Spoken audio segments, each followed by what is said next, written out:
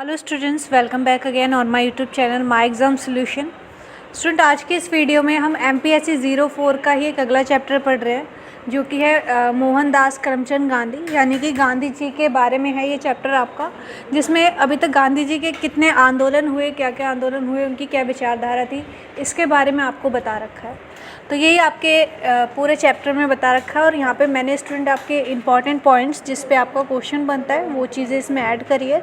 काफ़ी lengthy chapter है आपका ये, और बाकी टॉपिक्स जो आपके रह जाते हैं स्टूडेंट, अगर वीडियो में कवर नहीं होते तो आपको नोट्स में भी प्रोवाइड कर दिए जाएंगे।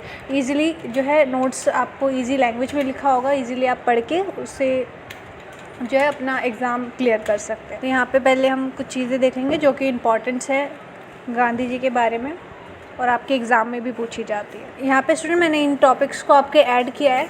आपका क्वेश्चन बनता है इस पर, गांधी के राजनीतिक परिप्रेक्ष्य का दार्शनिक आधार, मानव स्वभाव पर विचार, सत्याग्रह और अहिंसा पर उनके क्या विचार थे, स्वराज की अवधारणा और स्वदेशी की अवधारणा। ये सब चीज़ें जो है आपको इसके बारे में पूछ सकते हैं, या फिर ये चीज़ें मेरे को लगी आपके चैप्टर में से जो इम्पॉर्टेंट थी मैंने वो ऐड कर दिया आपके, और साथ ही इसके ब्रीफ नोटिंग आपको मिल जाएगी। यहाँ पे मैं आपको सारे ये टॉपिक्स जो है यहाँ पे क्लियर करूँगी। तो सबसे पहले हम देखते हैं कि गांधी जी के राजनीतिक में जो है उनके क्या दार्शनिक आधार थे। पहले इस टॉपिक का मतलब क्या है, राजनीतिक परिप्रेक्ष्य का दार्शनिक आधार।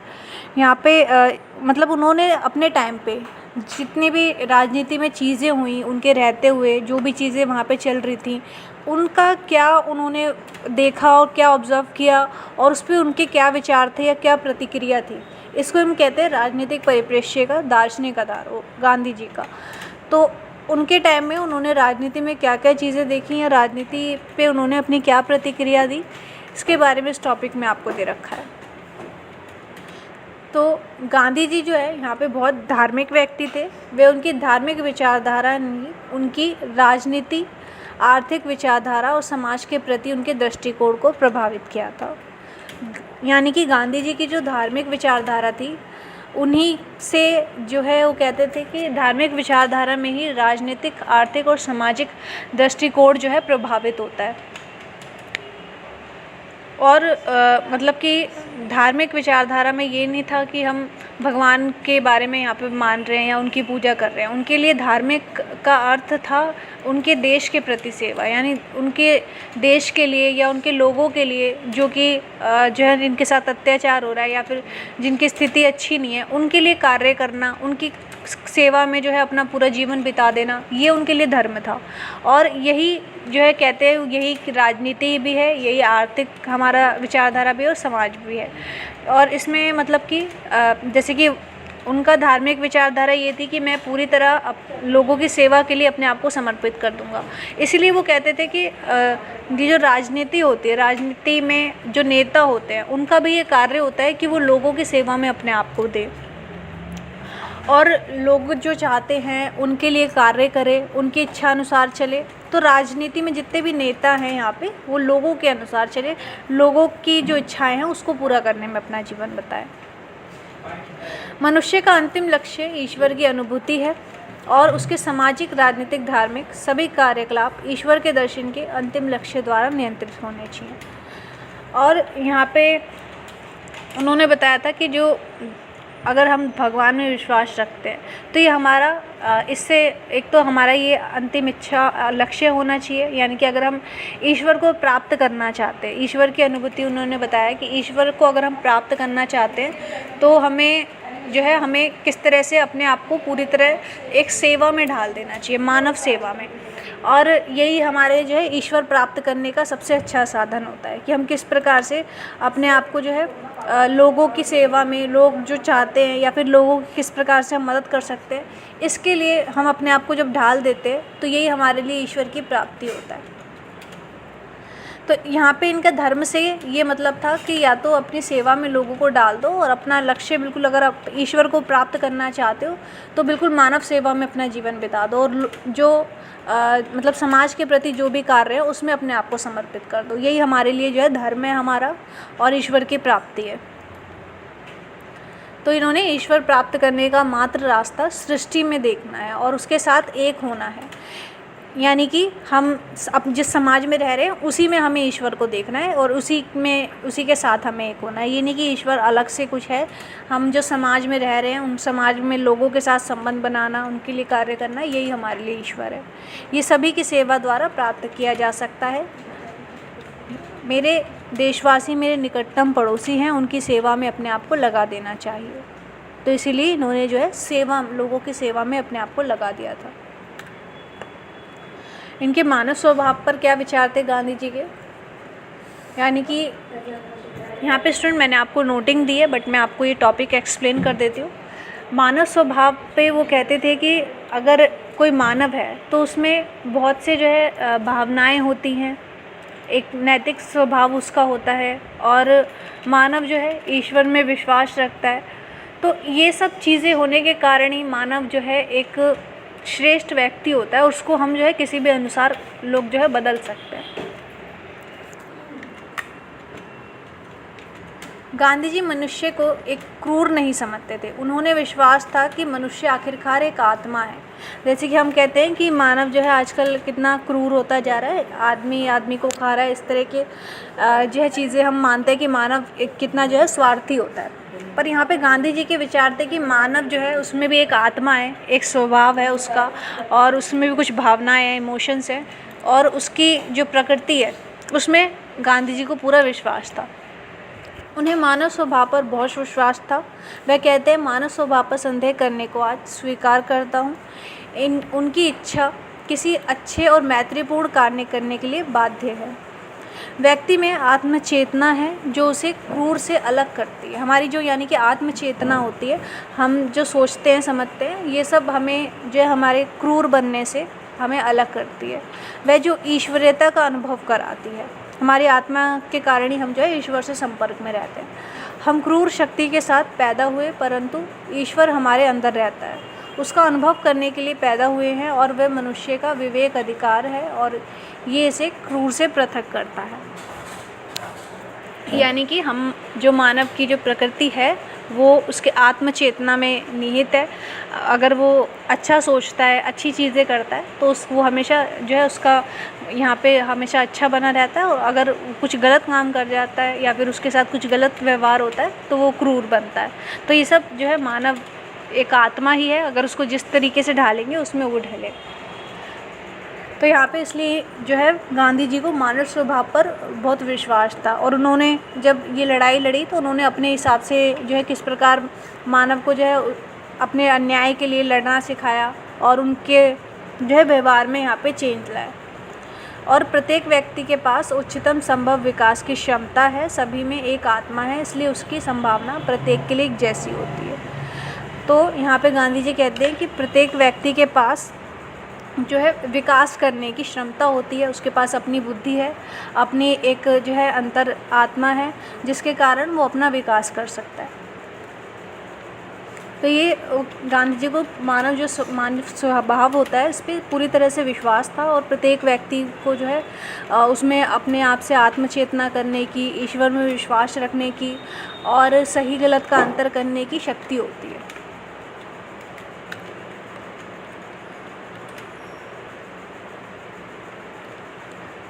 अगला पॉइंट है आपका सत्याग्रह और अहिंसा। इस पर गांधी जी के क्या विचार थे, ये हमें जो है शुरू से ही पढ़ाया जाता है इसके बारे में। सत्याग्रह और अहिंसा पे गांधी जी के विचार आपसे पूछे जाते हैं हर क्लास में। तो यहाँ पे गांधी जो है सत्य की राह पे चलने वाले और अहिंसा को मानने वाले व्यक्ति थे, ये हम सभी जानते हैं।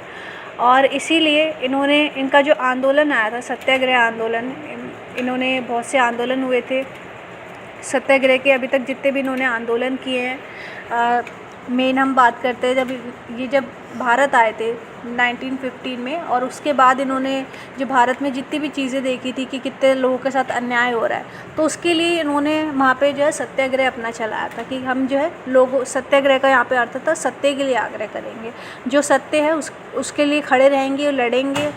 और यहाँ पे इन्होंने पर ये जो सत्याग्रह चलाया था इसमें अहिंसा का इन्होंने जो है अपना भाव रखा था। अहिंसा करके जो है हम सत्याग्रह को आगे लेके जाएंगे।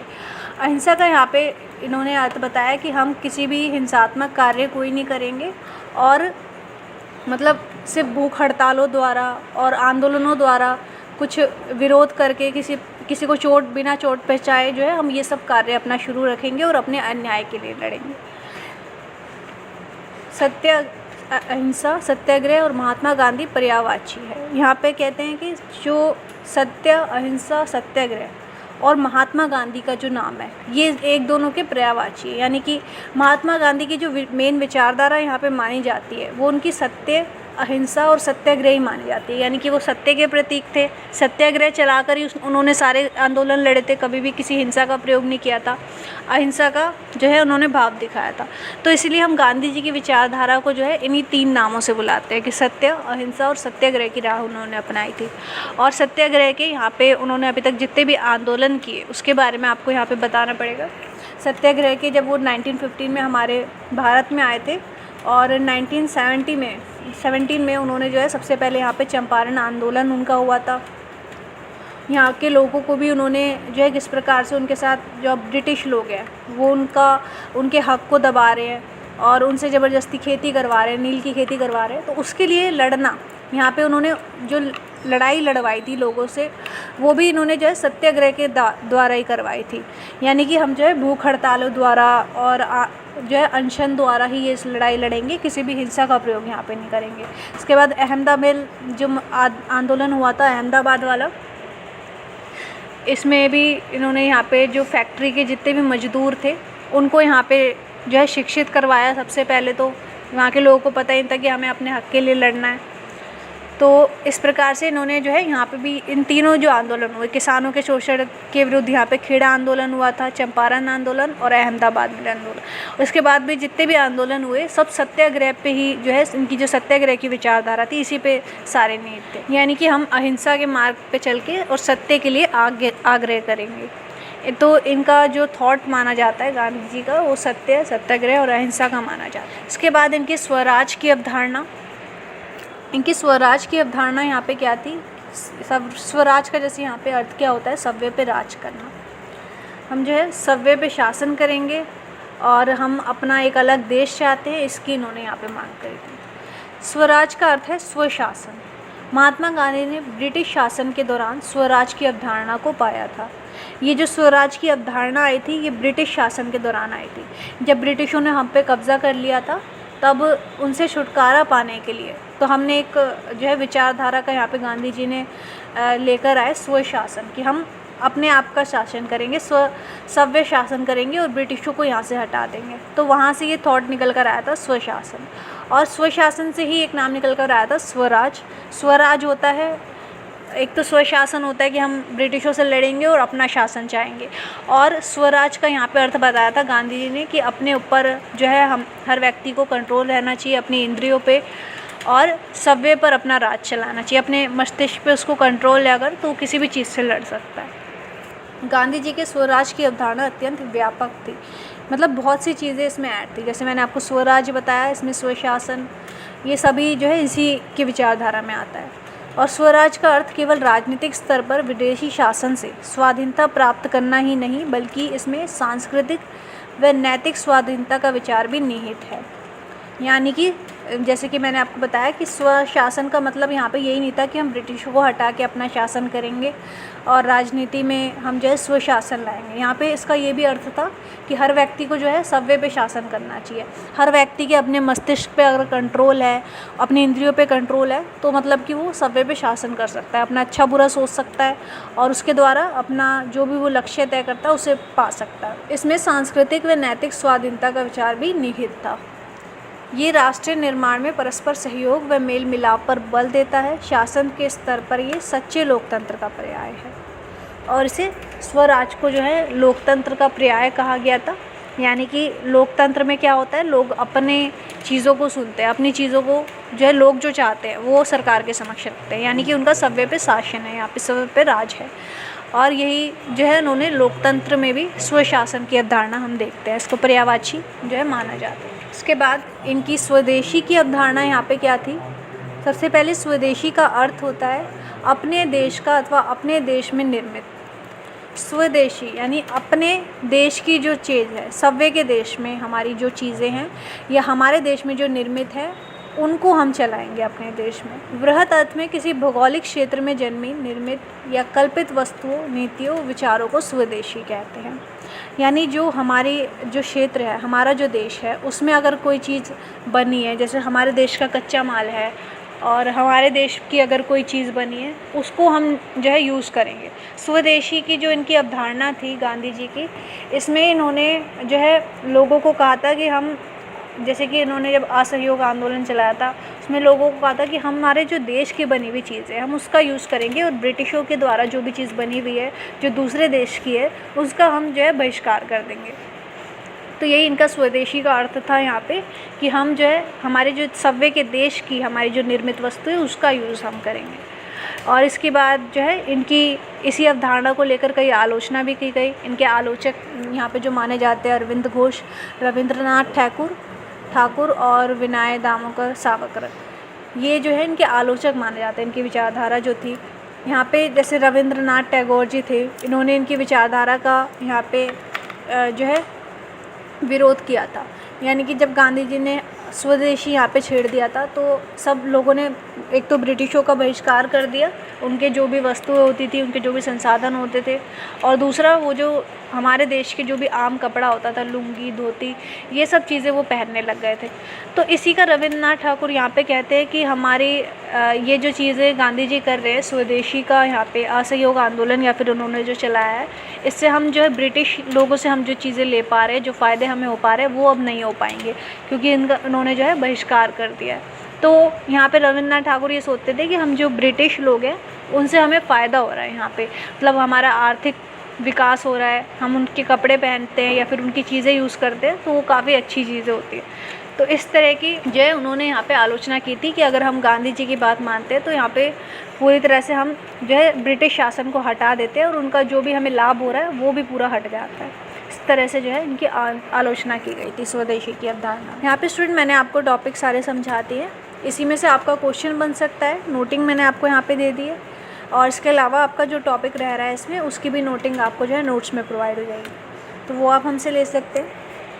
यहाँ तक स्टूडेंट आपको वीडियो अच्छा लगा हो तो आप प्लीज़ वीडियो को लाइक करें, और आप हमें कमेंट में भी जो है बता सकते हैं आपको अगर कुछ भी टॉपिक इसमें ऐड करवाना है, या नेक्स्ट टॉपिक अगर आप किसी और टॉपिक पे वीडियो चाहते हैं वो भी आप हमें बता सकते हैं। Thank you so much students video को एंड तक देखने के लिए।